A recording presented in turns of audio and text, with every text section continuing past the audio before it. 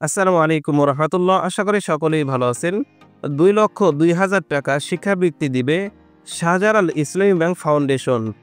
২০২৪ সালে এইচএসসি অথবা সমান পরীক্ষায় উত্তীর্ণ অসচ্ছল মেধাবী শিক্ষার্থীদের জন্য শিক্ষাবৃত্তি শাহজালাল ইসলামী ব্যাংক ফাউন্ডেশনের শিক্ষাবৃত্তি কর্মসূচি অনুযায়ী এইচএসসি অথবা সমান পরীক্ষায় উত্তীর্ণ যারা হয়েছেন ৬ মাসের বৃত্তি ১৫,০০০ টাকা, বই পুস্তক ও পোশাক এককালীন ৬,০০০ টাকা, যাতায়াত ভাড়া এককালীন ১,০০০ টাকা, সর্বমোট ২২,০০০ টাকা।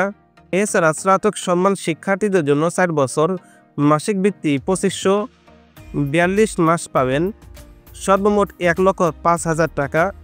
আর ব্যাচেলর ৩ বছর শিক্ষার্থীদের জন্য মাসিক বৃত্তি ২৫০০ টাকা, ৩০ মাস পাবেন, সর্বমোট ৭৫,০০০ টাকা। শাহজালাল ইসলামী ব্যাংক ফাউন্ডেশনের পক্ষ থেকে সর্বমোট অর্থ বিতরণ করা হবে ২,০২,০০০ টাকা। শিক্ষার্থীদের স্ব ব্যাংক অ্যাকাউন্টে অর্থ প্রদান করা হবে। এখন আসি সার্কুলারে কী বলা হয়েছে।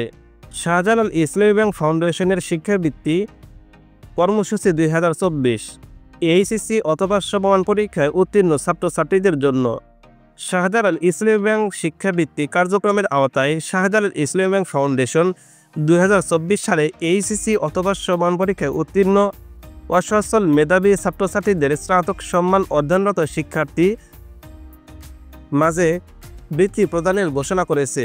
নিম্নোক্ত শিক্ষাগত যোগ্যতা এবং অন্যান্য শর্তাবলী পূরণ সাপেক্ষে বৃত্তির জন্য নির্ধারিত ফরমে আবেদন করতে হবে। নির্ধারিত আবেদন ফরমটি শাহজালাল ইসলামী ব্যাংকের সকল শাখায় অথবা শাহজালাল ইসলামী ব্যাংকের নিজস্ব ওয়েবসাইট থেকে সংগ্রহ করা যাবে।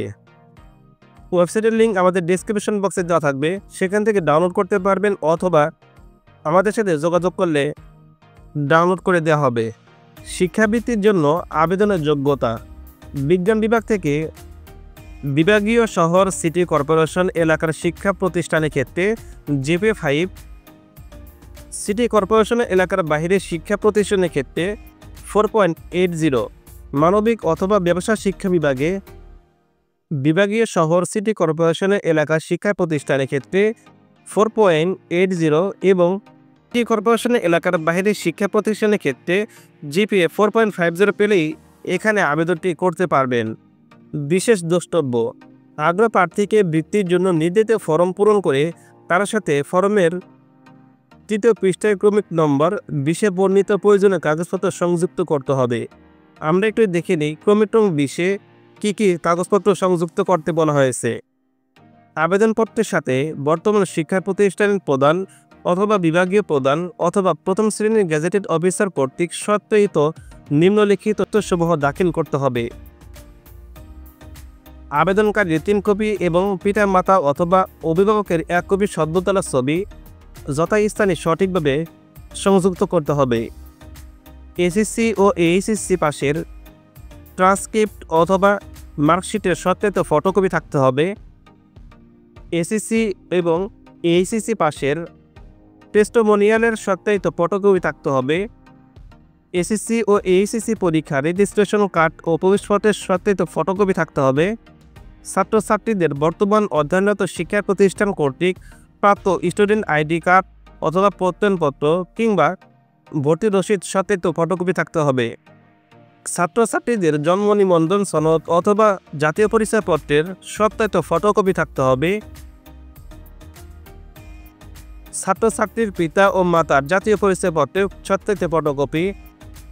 ছাত্রছাত্রীদের পিতা অথবা মাতা কিংবা অভিভাবক চাকরিরত থাকলে সংশ্লিষ্ট প্রতিষ্ঠানের উচ্চপদস্থ কর্মকর্তা এবং অন্যান্য ক্ষেত্রে ওয়ার্ড কমিশনার ইউপি চেয়ারম্যান থেকে আয়ের বিবরণ সনদের মূল কপি নিয়ে আসতে হবে।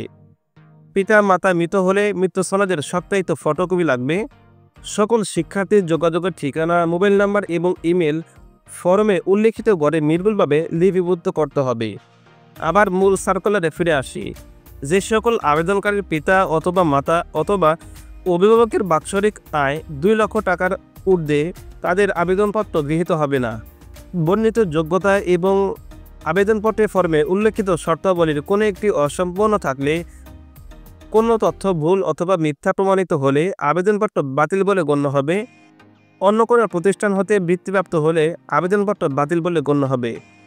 আবেদনপত্র এবং আবেদনপত্রের সাথে প্রয়োজনীয় ডকুমেন্টস সংযুক্ত করে সরাসরি অথবা ডাকযোগে কিংবা কুরিয়ারের মাধ্যমে আগামী 18 সেপ্টেম্বর 2025 তারিখের মধ্যে আবেদনপত্র পৌঁছাতে হবে এবং উক্ত তারিখের পরে কোনো আবেদনপত্র গ্রহণ করা হবে না। আবেদনপত্র পাঠানোর ঠিকানা head of foundation, Shahjalal Islami bank PLC, Shahjalal Islami bank tower, plot নং 4, block CWNC, Gulshan Avenue, Gulshan, Dhaka 1212। এই ঠিকানায় ডাকযোগে অথবা সরাসরি কিংবা কুরিয়ার মাধ্যমে পাঠাতে হবে। আপনারা চাইলে এই আবেদন ফর্মটি কীভাবে পূরণ করতে হবে সেটি নিয়ে আলাদা ভিডিও করা হবে। আপনাদের প্রয়োজন অনুযায়ী ভিডিও করা হবে। ধন্যবাদ সবাইকে ভিডিওটি শেষ পর্যন্ত দেখার জন্য। আপনার কোনো প্রশ্ন অথবা মতামত থাকলে কমেন্ট করে জানাতে পারেন। ভিডিওটি ভালো লাগলে ভিডিওতে একটা লাইক দিন। চলমান সকল সার্কুলারের সকল আপডেট সবার আগে পেতে চ্যানেলটি সাবস্ক্রাইব করে রাখুন। চাকরির বিজ্ঞপ্তি নিয়মিত পেতে আমাদের সাথে যুক্ত হতে পারেন ফেসবুক বা হোয়াটসঅ্যাপ গ্রুপে, লিঙ্ক ডিসক্রিপশন বক্সে দেওয়া আছে।